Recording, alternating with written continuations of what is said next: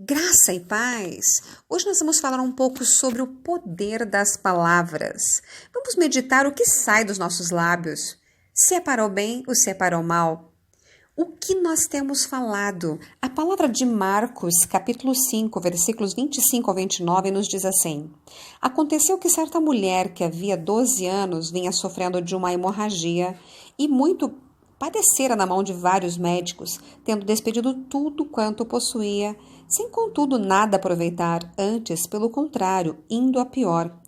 Tendo ouvido a fama de Jesus, vindo por trás dele, por entre a multidão, tocou-lhe a veste. Porque dizia, se eu apenas lhe tocar as vestes, ficarei curada. E logo se lhe estancou a hemorragia e sentia no corpo estar curada do seu flagelo. O que nós podemos aprender nessa palavra é que aquela mulher já tinha feito muitos sacrifícios, despendeu todo o seu dinheiro sem nada conseguir. Mas ela ouviu a fama de Jesus. Então ela disse, se tão somente eu tocar nas orlas das suas vestes eu serei curada. Aqui nós vemos o poder de uma palavra associado à fé. Ela foi na direção daquilo que ela disse. O que nos faz meditar? O que tem saído dos nossos lábios? O que nós temos falado? Com certeza, nós temos ido na mesma direção. Se você tem proferido palavras negativas, se você tem falado coisas ruins a teu respeito, a respeito da tua vida, das coisas, com certeza você está indo nesta direção. Então passe a meditar, porque você vai na direção daquilo que você fala. Pois a palavra de Gênesis, capítulo 1, nos fala que Deus disse e as coisas criaram formas. 9 vezes no capítulo 1 de Gênesis se repete, Deus disse e algo foi criado. Deus disse, haja luz e houve luz. Deus usou uma palavra de convicção, uma palavra de certeza. E isso nos remete a Hebreus 11:1, que fala assim, que a fé é a certeza daquilo que a gente espera e que a gente não vê. Ou seja, é uma convicção. Ele falou e as coisas aconteceram.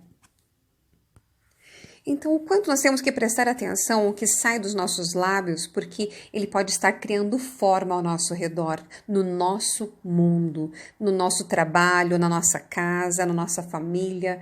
Então, pense nisso. O que tem saído dos teus lábios? O que tem gerado, o que tem criado ao teu redor?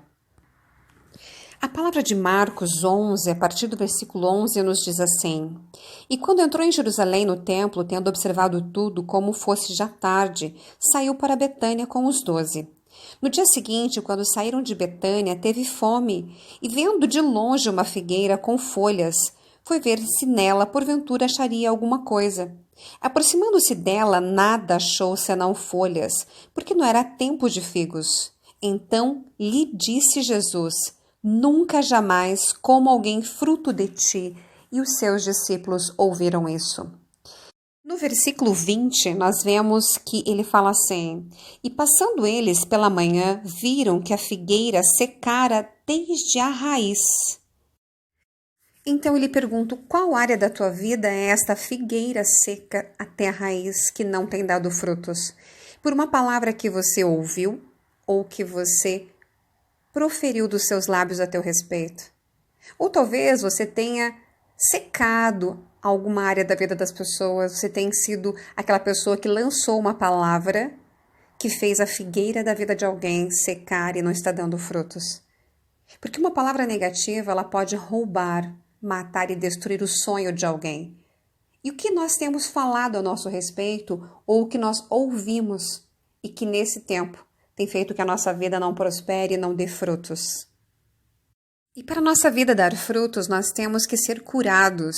Muitas vezes ouvimos essas palavras, até mesmo proferimos por termos acreditado em coisas que desde a nossa infância marcaram a nossa alma, marcaram a nossa vida. E nós temos realmente pensado e falado coisas negativas por conta de termos acreditado. E por isso nós temos que renovar a nossa mente, como fala a palavra de Romanos 12, versículo 2, que nos diz assim, E não vos conformeis com este século, mas transformai-vos pela renovação da vossa mente, para que experimenteis qual seja a boa, agradável e perfeita vontade de Deus.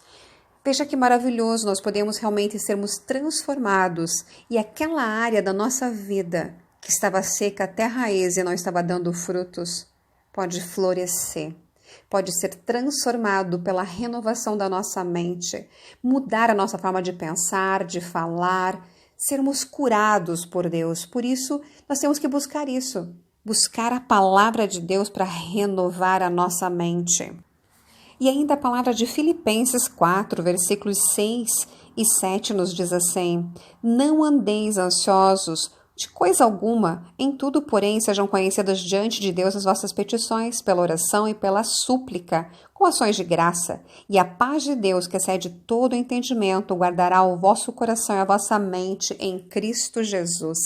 Veja que se nós realmente buscarmos e entregarmos diante de Deus e fazer conhecido diante de Deus, ou seja, nós temos que falar e proclamar, nossa mente vai ser guardada por Ele. E com certeza, a partir de hoje, vamos passar a falar e declarar palavras de afirmação, palavras de fé. Vamos ter a certeza daquilo que a gente espera e que a gente não vê. E para terminarmos essa meditação hoje, vamos ler em Tiago 1, dos 6 ao 8, que nos diz assim: peça, porém, com fé, em nada duvidando, pois o que duvida é semelhante à onda do mar impelida e agitada pelo vento. Não suponha que esse homem alcançará do Senhor alguma coisa, homem de ânimo dobre, inconstante e em todos os seus caminhos.